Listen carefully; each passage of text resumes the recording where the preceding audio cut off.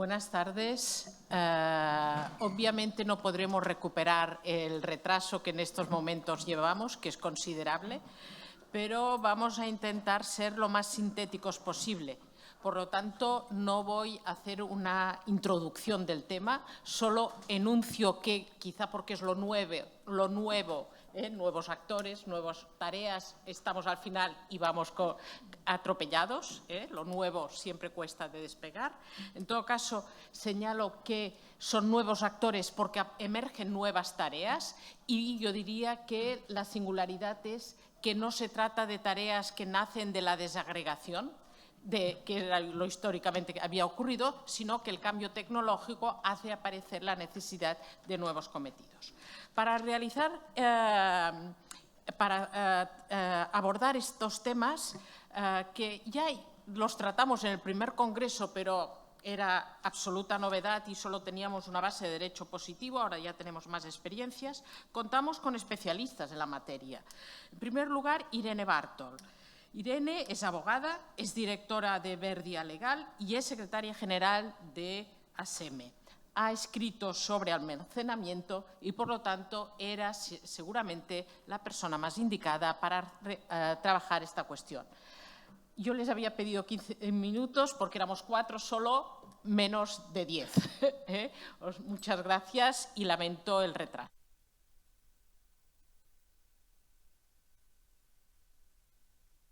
Ahora sí. Gracias, Elisenda, y a la Universidad Pompeu Fabra.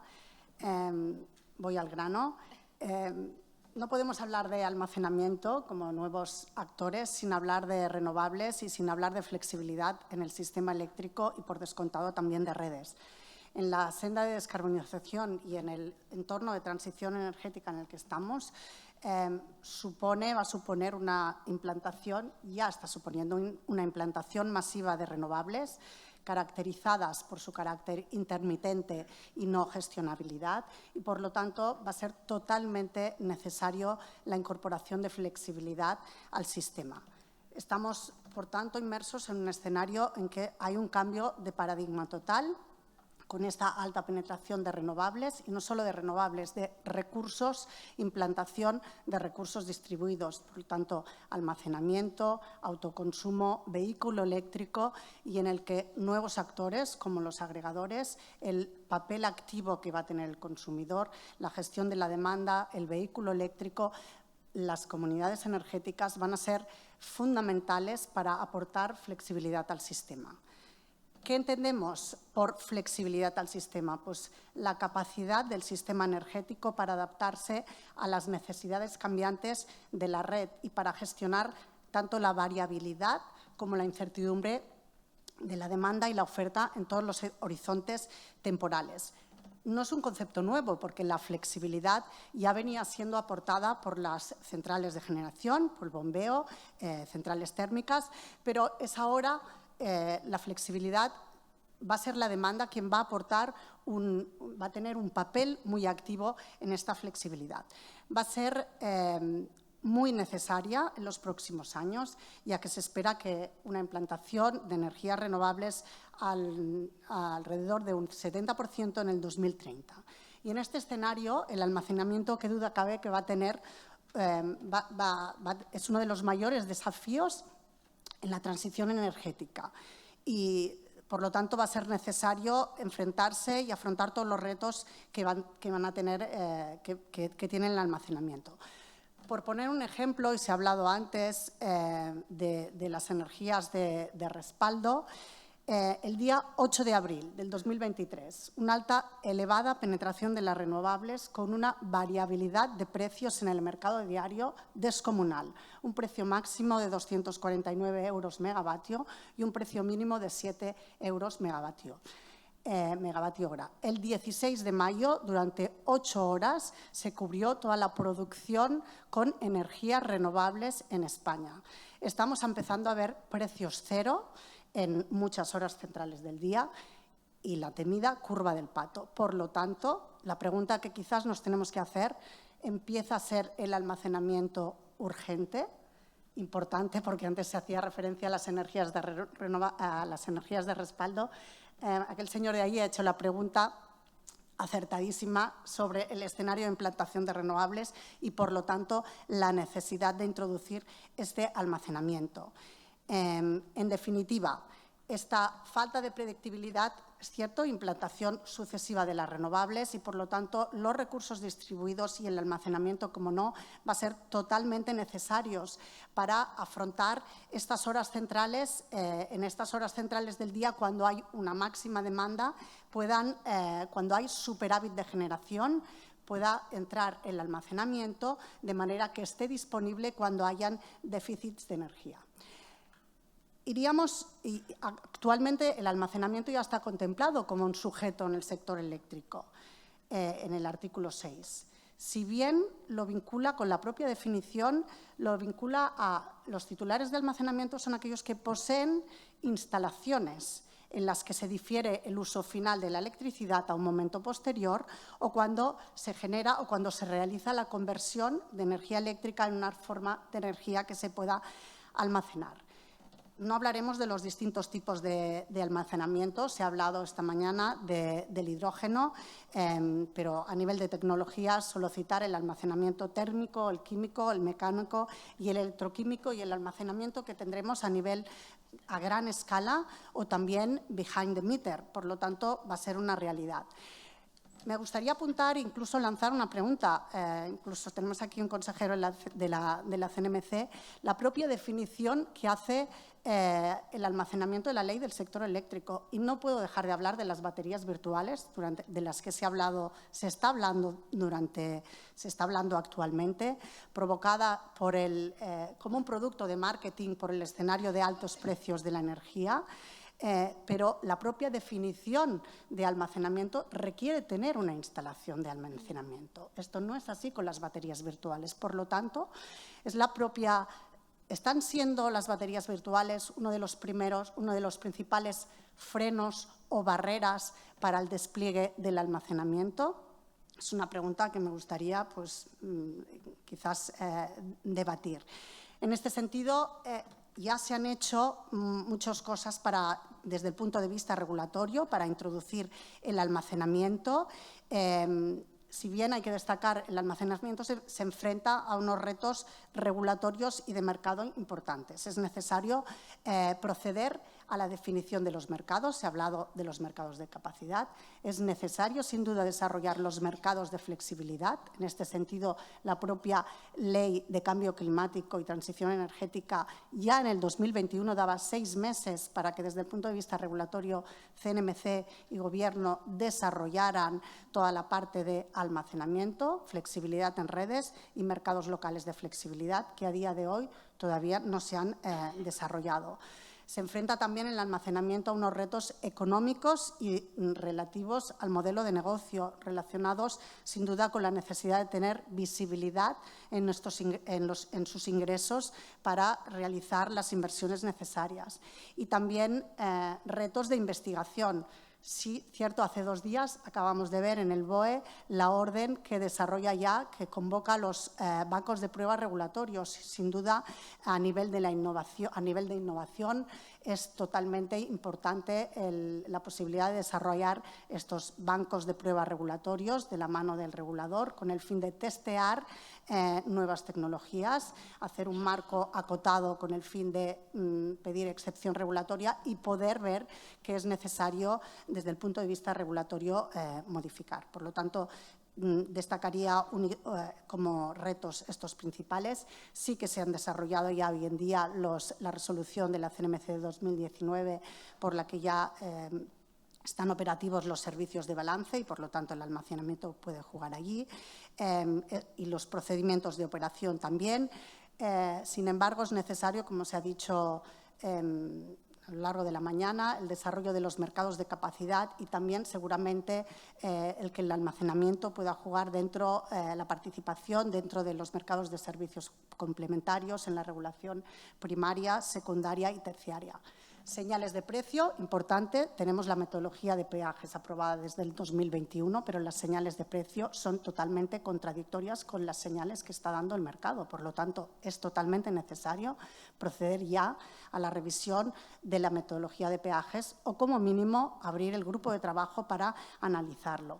El acceso conexión, tenemos ya en vigor el Real Decreto 1183, la circular de generación también, y encima de la mesa la propuesta de circular de demanda, en la que se contempla ya la posibilidad de acceso flexible. Sin duda, es uno de los cambios importantes dentro de esta propuesta de circular para avanzar en el almacenamiento, si bien quedan aspectos por definir.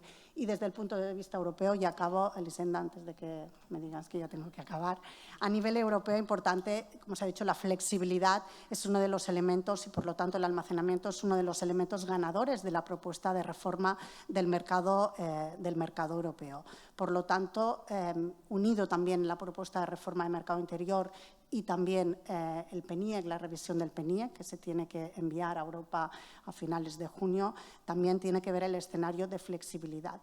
Y, como no, también en la parte de lo que afecta a los gestores de redes de distribución, la directiva ya indica la necesidad de que en los planes de inversión se contemplen no solo la parte de expansión de redes, sino también se den a los gestores de redes los incentivos necesarios para la adquisición de servicios de flexibilidad. Sin duda, esto también irá relacionado con la parte retributiva de las redes. Y gracias, Elisenda. Espero que me haya centrado en el tiempo. Muchas gracias, Irene. Ha sido genial tu gestión del tiempo y te lo agradecemos todos. María Casas interviene ahora para hablar de la respuesta a la demanda.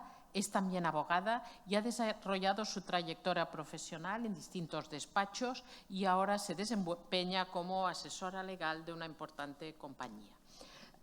María, tienes la palabra. También, por favor, 10 minutos. Sí. Bueno, muchas gracias, Elisenda, y gracias a EDEN y a la universidad por acogernos.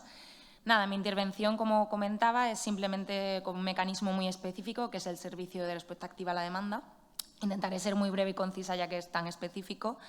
Está muy ligado a todo lo que hemos estado comentando durante el día de hoy de la flexibilidad y cómo el papel del consumidor y de la demanda es necesario y nos lleva a homogeneizar el sistema español con el sistema europeo y con los requerimientos que nos vienen de Europa. Por hacer una definición, el servicio de respuesta activa a la demanda sería la capacidad que tiene un consumidor, un gran consumidor, de reducir su consumo eléctrico cuando se le requiere por el operador del sistema y mantenerlo durante 3 horas consecutivas. Es un mecanismo reciente, se aprobó el pasado septiembre de 2022 por medio del Real Decreto Ley 17/2022, si bien es cierto que a todos nos recuerda, incluso podemos decir que sustituye al antiguo servicio de interrumpibilidad. La particularidad de este servicio de respuesta activa a la demanda es que es un producto específico de balance. Los servicios de balance que bueno, en España son los de regulación secundaria, terciaria y de reservas de sustitución, regulados a nivel europeo por el Reglamento 2017/2195, ante la necesidad de aportar flexibilidad del sistema y, sobre todo, garantizar la seguridad del suministro. Esos son los, digamos, mecanismos, los servicios de balance estándar que tenemos en España.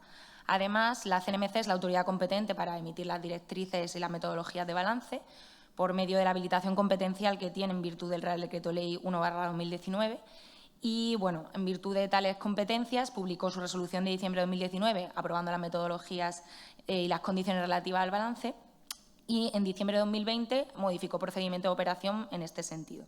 Precisamente en esa resolución en la que se adaptaban los procedimientos de operación ya se hizo mención a la capacidad, a la posibilidad de que la demanda pudiera participar en los servicios de balance. Sin embargo, casi ya 2 años después, nos encontramos con una situación en que solamente una instalación de programación ha participado en los sistemas de balance con una potencia muy baja, con lo cual se detecta la situación de que la demanda no está interesada en participar en los sistemas de balance, en los servicios de balance estándar. Y es por ello que, por medio del Real Decreto Ley 17/2022, se aprueba este mecanismo específico, que es el servicio de respuesta activa a la demanda, que se activa cuando los sistemas de balance estándar pues resultan insuficientes o dan escasez al sistema. Es en ese momento cuando se recurre a este sistema adicional. También estaba integrado dentro de las medidas del Plan Más Seguridad Energética del pasado septiembre igualmente, pues ante una situación, como todos sabéis, como se ha comentado, de inestabilidad, de crisis energética, de situación de sequía también, que ha llevado al que el productible hidráulico se haya reducido, con la consecuente inestabilidad también que se otorga al sistema, ¿no? Entonces, pues bueno, digamos que el Real Decreto Ley lo que hace es rescatar el servicio de interrumpibilidad y darle una nueva fórmula, aportar ese mecanismo de flexibilidad que era necesario ante una situación cambiante, inestable y de crisis energética, y homogeneizarnos a nivel europeo, ya que bueno, otros países europeos ya tienen este tipo de mecanismos y bueno, digamos que teníamos que subirnos al carro. Daré unas breves pinceladas de en qué consiste el servicio y ya pasaré mi palabra debido al tiempo con el que contamos, pero básicamente se estructura como una subasta anual en la que bueno, el operador del sistema, digamos, celebra esta subasta, tiene una obligación de aportar información previa a la celebración de la subasta, pues para ver pues, cuál va a ser el cuál va a ser el requerimiento de megavatios que se estima para ese periodo, las horas, etcétera. Se establece un precio marginal, que es básicamente pues, las ofertas, la oferta, digamos, con precio más elevado que casa con el requerimiento que ha estimado el operador del sistema sería el precio marginal. Ese precio marginal es el que se retribuye por la disponibilidad. Es decir, aquellos adjudicatarios reciben ese precio por estar disponible en las horas que ha estimado el operador del sistema para prestar ese servicio, esa reducción de su consumo durante 3 horas consecutivas.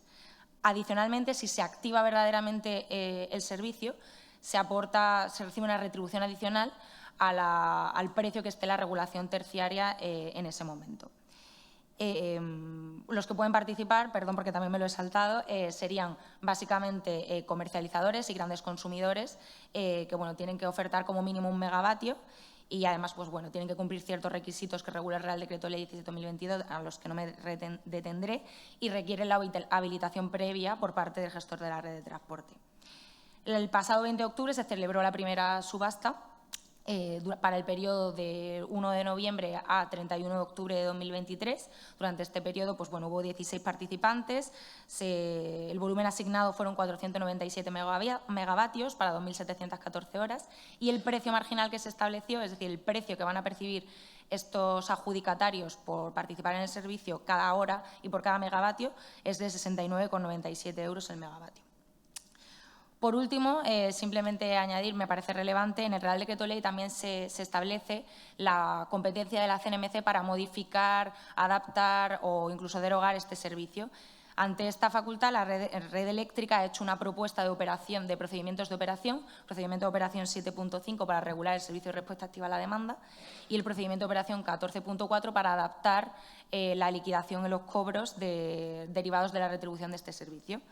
Y bueno, esa propuesta pasó un trámite de consulta pública, finalizó el pasado 19 de abril y a la vista de las alegaciones del mercado, pues bueno, Red Eléctrica ha remitido su propuesta definitiva el pasado 1 de junio, hace una semana, a la CNMC, con lo cual, bueno, a la vista de estas propuestas que se han incluido, entre las que destaca que bueno, quieren que cambie, digamos, el periodo de prestación de servicio desde el 1 de enero a 31 de diciembre, en vez de desde 1 de noviembre a 31 de octubre, con lo cual, con carácter excepcional, este año serán 14 meses de prestación de servicio, si finalmente lo aprueba la CNMC. Con lo cual, bueno, si finalmente se aprueban estos procedimientos de operación, contaremos con un contexto, con un marco regulatorio mucho más completo, que dará más seguridad a este mecanismo, que probablemente incentivará a los consumidores a que puedan participar y que, bueno, que en todo caso pues, dará más flexibilidad a nuestro sistema, que lógicamente es muy necesario. Nada, muchas gracias.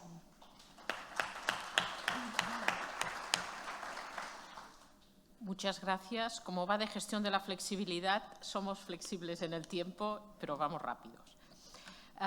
Nuria Encinar, no sé si hace falta presentarla en un foro como este. Nuria es doctora, Convención Europea, es abogada con más de 20 años de experiencia profesional en despachos, vinculadas siempre al derecho a la energía, en empresas, en distintas empresas, y en la actualidad se desempeña con el puesto de gran responsabilidad que tenéis indicado en el programa.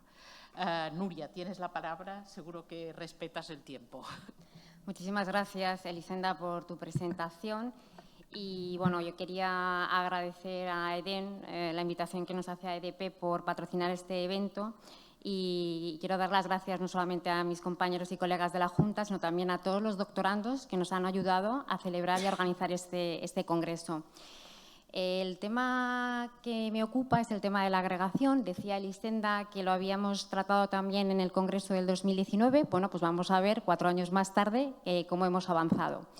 Me gustaría tratar de manera muy breve, de manera muy abreviada, 3 temas. ¿Cuál es la situación actual? ¿Cuál es el marco normativo actual de la agregación, del agregador independiente en concreto? A continuación, este desideratum, me gustaría pues, abordar cuál sería el estatuto jurídico del agregador y, finalmente, cuáles son los modelos de compensación para los agentes que intervienen en el mercado junto con el agregador. En primer lugar, ¿cuál es el marco regulatorio? Bueno, pues simplemente desde el punto de vista conceptual, lo que es la agregación es un elemento habilitador para la consecución de la neutralidad climática, pues va a garantizar ya lo ha comentado mi compañera Irene, va a garantizar una flexibilidad ante un futuro incierto con una energía verde, estocástica y prácticamente poco predecible. Esta mañana moderaba una mesa sobre lo que es las amenazas de la seguridad del suministro causada por la crisis y por la invasión rusa. Creo que tenemos las herramientas, ¿no? Creo que urge la necesaria la incorporación al ordenamiento jurídico patrio de las disposiciones de la Directiva 2019/944, puesto que la agregación permite conservar la energía en momentos de superávit y utilizarla en momentos de déficit y de picos de demanda. Como todos ustedes recordarán, con la versión primigenia de la actual Ley de Cambio Climático 7/2021, contenía una disposición, la disposición final primera, que regulaba lo que es la agregación, las comunidades ciudadanas de energía, las comunidades de energías renovables. Y, como ustedes recordarán, esta versión primigenia pues, fue llevada al Congreso para su tramitación parlamentaria por el artículo 88 de la Constitución española el 19 de mayo del 2020.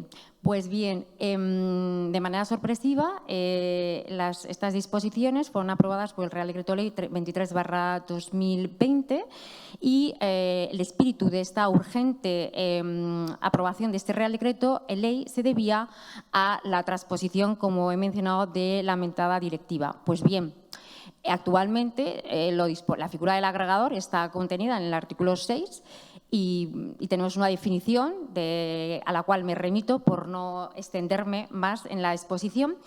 Y a continuación voy a explicar cómo nosotros desde EDP actuamos con respecto a nuestros clientes, no sin antes mencionar que tanto la agregación como el almacenamiento son elementos que van a garantizar la flexibilidad no solamente desde el lado del consumo, sino también desde el lado desde la producción y desde el consumo y la demanda. Desde el consumo y la demanda, ¿por qué?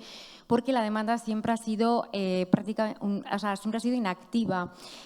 Tanto las comunidades como los agregadores son los utensilios que van a ser necesarios, que van a instrumentalizar el empoderamiento del consumidor. Desde EDP entendemos y realmente valoramos con respecto a nuestra cartera de clientes, entendemos que la figura del agregador crea un valor añadido en nuestra cartera de clientes que tienen recursos energéticos distribuidos conectados en baja y en media tensión. Igualmente, en EDP pretendemos, nuestro objetivo es ser climáticamente neutros de aquí a 2030, incluso antes del objetivo previsto por la Unión Europea. Actualmente somos líderes en energía solar distribuida, con 100.000 instalaciones operativas y actualmente 300 megavatios de capacidad contratada en España y Portugal. Pero realmente, desgraciadamente, no podemos actuar en los mercados. Ojo, en los mercados gestionados por el operador del sistema y, sobre todo, con los servicios de ajuste de manera agregada. Entonces, ¿qué hacemos con respecto a nuestros clientes? Lo que hacemos es una gestión inteligente e individualizada. Realmente lo que hacemos es aplanamos, modulamos nuestra curva de demanda. Como todos ustedes saben, realmente el consumo del producto de la energía, pues desgraciadamente, tiene unos precios dependiendo de las horas del día y dependiendo de las tecnologías que han sido cazadas en el mercado de producción. Por tanto, ayudamos a nuestros consumidores a cargar, por ejemplo, las baterías en las horas más baratas del día, en las horas valle, 6 de la mañana, cuyo precio es un 25 € megavatio hora, y las descargamos cuando el precio de la energía está a 250 euros en lo que es en el precio pico en las horas más caras. Lo que intentamos es aumentar la rentabilidad, ese arbitraje de precios en nuestra cartera de consumidores. Como digo, hacemos una gestión individualizada inteligente, consumidor por consumidor.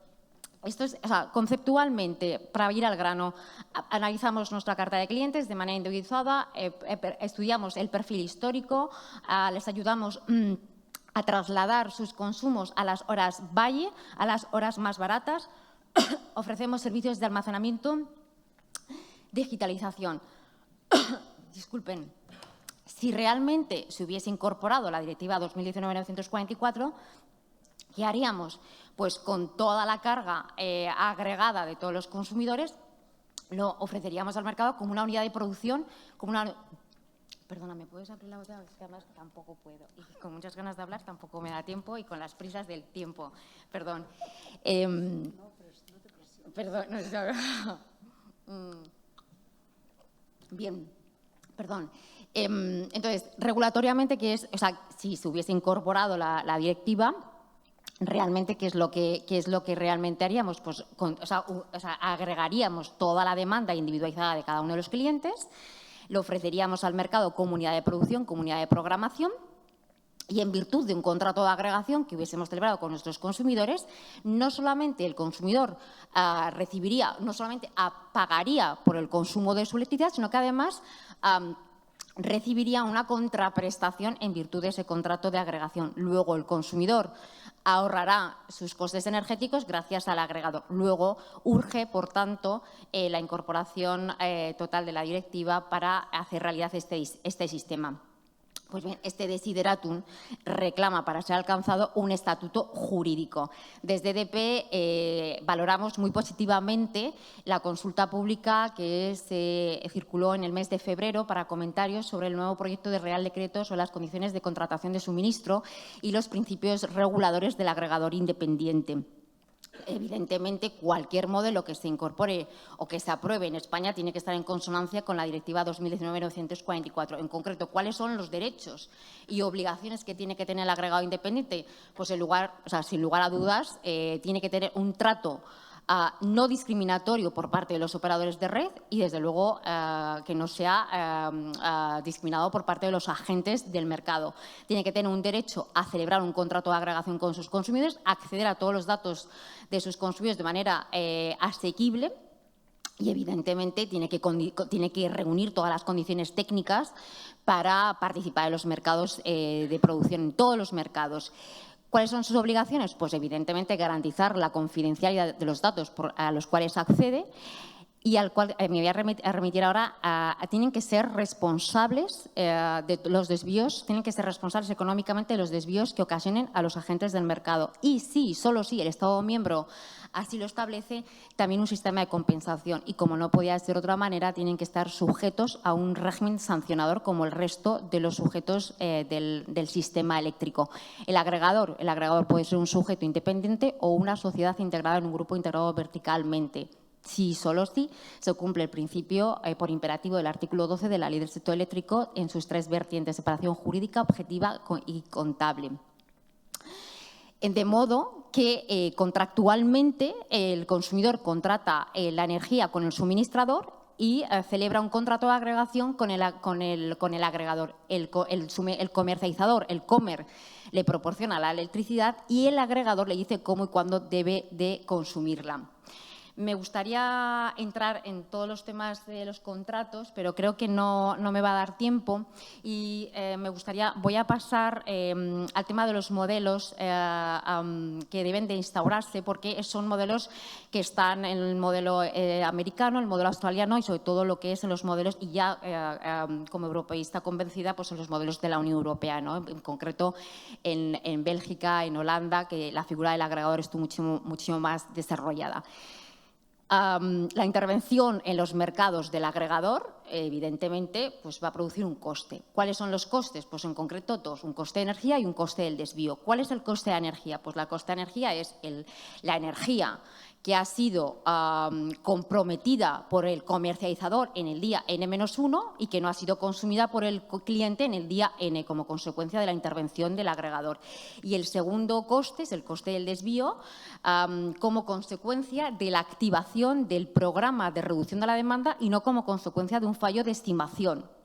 En el ámbito de la Unión Europea, como decía, hay tres modelos. Hay un modelo de corrección en el que se corrigen los desvíos y, además, también existe lo que es el sistema de la compensación. Tenemos un modelo corregido con compensación y un modelo corregido sin compensación. Me encantaría estar en detalles, pero bueno, no os preocupen porque yo la ponencia, todos estos son modelos avanzados en la Unión Europea y, como digo, en Estados Unidos y en el modelo australiano. Entonces, bueno, lo voy a explicar de manera bastante, bueno, ya está bastante explicado en mi ponencia escrita. Como más cercano, y también por dejar la palabra a Javier, simplemente tenemos estos sistemas, como digo, este reparto de competencias o de responsabilidades entre el COMER y el agregador todavía están pendientes en el modelo español. Hay consenso en la Unión Europea de que tenemos que tener modelos corregidos, esto es decir, que tiene que haber que el agregador tiene que compensar los desvíos que su intervención ocasiona lo que es en el propio mercado, y la cuestión es ¿cuánto es el desvío? Pues realmente, sencillamente, bueno, hay un consenso también en que el coste del desvío se valora a precios del mercado diario, y el importe y el coste del desvío prácticamente es una suma aritmética entre cuál sería el programa de consumo teórico del consumidor, cuál sería el programa de consumo real del propio consumidor y luego la oferta del mercado. El sumatorio de estos tres términos pues te da el coste del desvío. Como digo, en el ámbito de la Unión Europea no se conciben otros modelos que no sean modelos corregidos y no los modelos con compensación, porque evidentemente la compensación se entiende que ya con la corrección ya está bastante resarcido el COMER. Por puntualizar, me encantaría hablar de, bueno, en España todavía no está muy desarrollado sobre el tema del exceso de la producción, ¿no? Creo que esta mañana se ha tocado un poco de soslayo en esos momentos cuando hay desajuste entre la producción y el consumo, es decir, por ejemplo, hay momentos del día, por ejemplo, el sol. También se ha dicho, también en el Congreso del 2019 se dijo que estábamos preocupados por cuándo brilla el sol y cuándo sopla el viento. Bueno, pero creo que deberíamos de preocuparnos por la propia intermitencia de estas energías, ¿no? Es decir, porque hay momentos del día en que existe un exceso de producción. ¿Y qué ocurre con 3 de la tarde el mes de agosto? ¿A exceso de la solar fotovoltaica? Bueno, pues en España actualmente el exceso de la energía que no ha sido consumida tengo que concluir. Bueno, pues nada, muchas gracias. No puedo hablar más. Lo siento. Muchas gracias y perdón por cortar así abruptamente. Nos queda la última ponencia. Exactamente. Totalmente. Jugáis con desventaja porque yo corto y jugáis con desventaja porque es la última mesa y está todo el mundo cansado y me llaman desde el cóctel. Entonces, la última intervención es la de Javier Olmos. Javier Olmos es abogado desde hace años en ejercicio. Yo diría que tiene una singularidad en esta mesa, que se dedica al derecho mercantil fundamentalmente y tiene seguramente en esta perspectiva una visión un tanto distinta. Va a abordar un tema fascinante, el de las redes inteligentes, y esperamos todos que lo haga con mucha brevedad. Gracias, Javier. Bueno, más presión imposible, ¿no? Soy el último, el cóctel esperando y las croquetas calientes.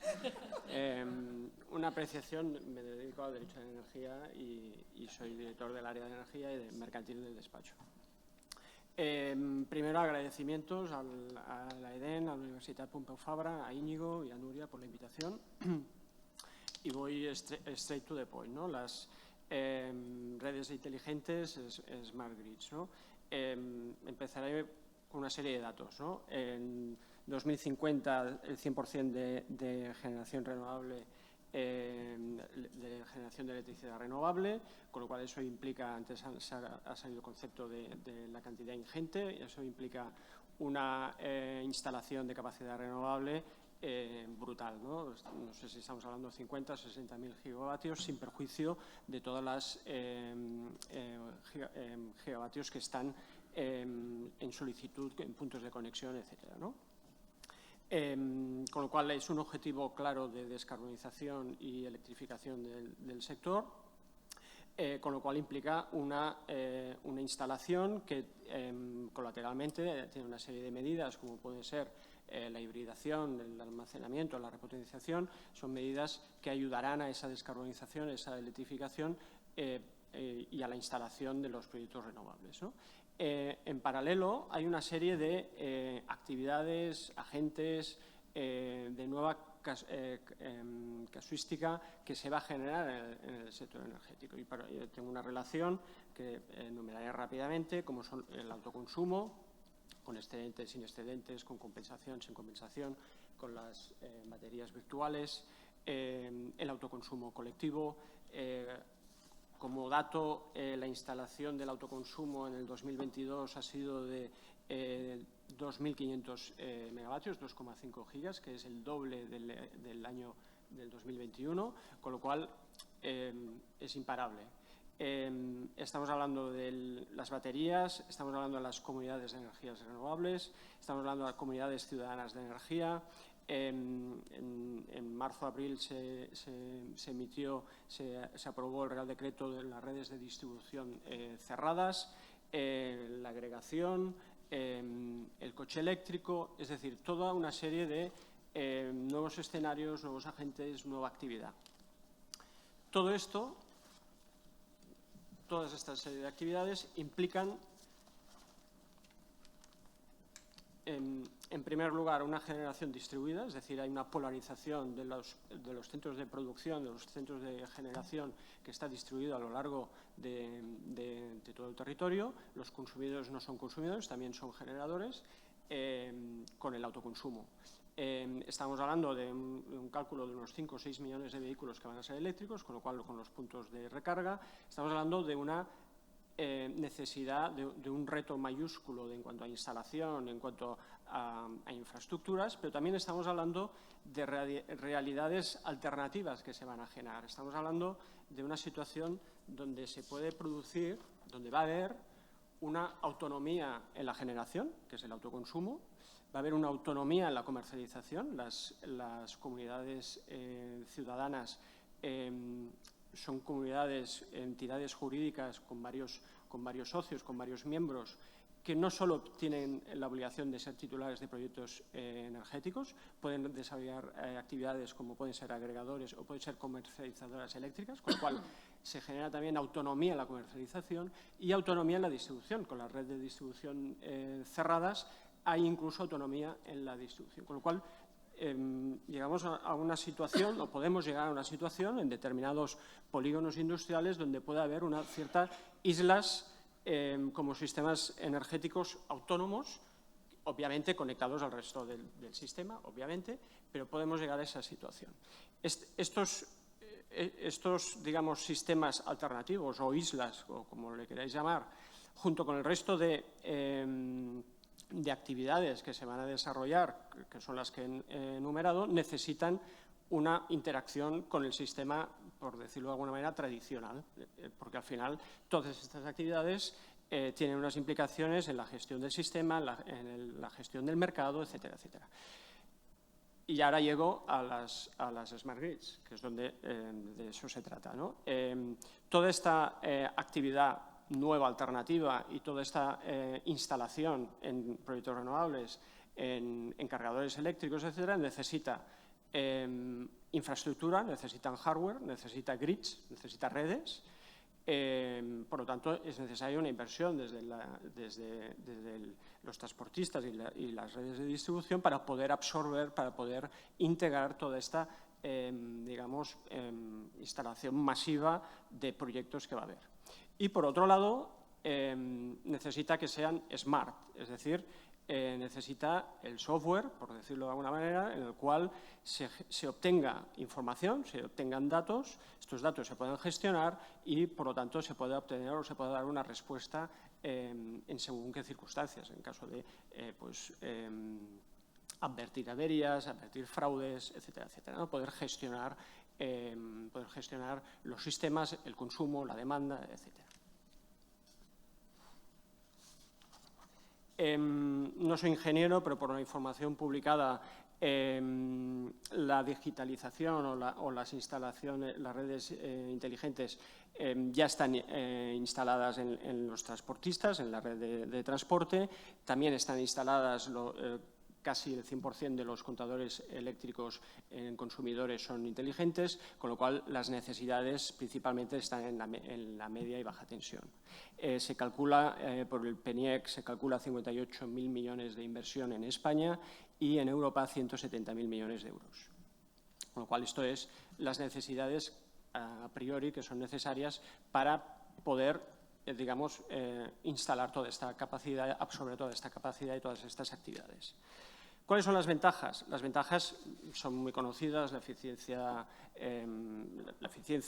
la mejora en la calidad, por lo tanto, la garantía de suministro, la eliminación de mermas, la proximidad del consumidor a la distribución, pero para mí la más importante, y Hermenegildo en su intervención, su conclusión era que se podría regular muchas cosas, pero al final es necesario la realidad, ¿no? ¿Cuál es la realidad física que permite que esa normativa pueda ser aplicable? Pues estamos en eso. Es decir, la principal virtud de las redes inteligentes es su necesidad. Es decir, es tal la magnitud de la instalación y de las actividades que se van a intercambiar entre ellas y que van a generar interacción, que es necesario esta inversión en infraestructura, en instalaciones que puedan absorber toda esta actividad y potencia instalada, ¿no? Por lo tanto, su principal virtud es que es necesario. Por último, y acabo, ¿quién paga la fiesta, ¿no? Es decir, todo esto es muy bonito, pero al final alguien tiene que pagarlo, ¿no? Como cualquier inversión, es necesario seguridad jurídica y es necesario una señal económica, es decir, que el inversor, el que va a desarrollar las inversiones, el que va a hacer la inversión en infraestructuras, etcétera, pues tenga un retorno, sepa que va a tener un retorno en la inversión y, por lo tanto, eso es fundamental, ¿no? El PENIEC establece como obviamente la forma más fácil, lo que es el esquema retributivo de las redes de distribución, por lo cual dentro de la retribución, tanto el transportista como la distribuidora, tiene que estar incluido la inversión que realicen estas en infraestructuras, en redes inteligentes, etcétera, ¿no? Con lo cual esto es fundamental para que las distribuidoras puedan cumplir con su obligación, que es dimensionar, invertir, ampliar y digamos, dimensionar las redes a las necesidades que pueda haber, ¿no? Y paralelo, pues habrá muchas otras medidas de soporte, como pueden ser las subvenciones de 525 millones que se aprueban en el 2021. Y creo que con esto he sido breve o no, no lo sé. Sí, sí. Muchas gracias.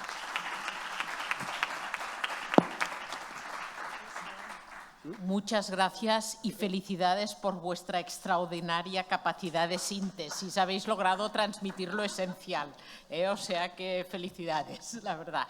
Y ahora os propongo continuar la conversación en la sede que tiene Endesa, que es un bello edificio modernista, en la calle Roger de Flor, número 52. Está cerca, podemos ir a pie.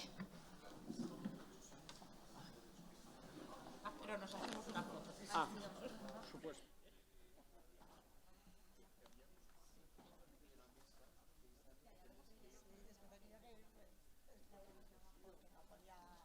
Quería escucharme.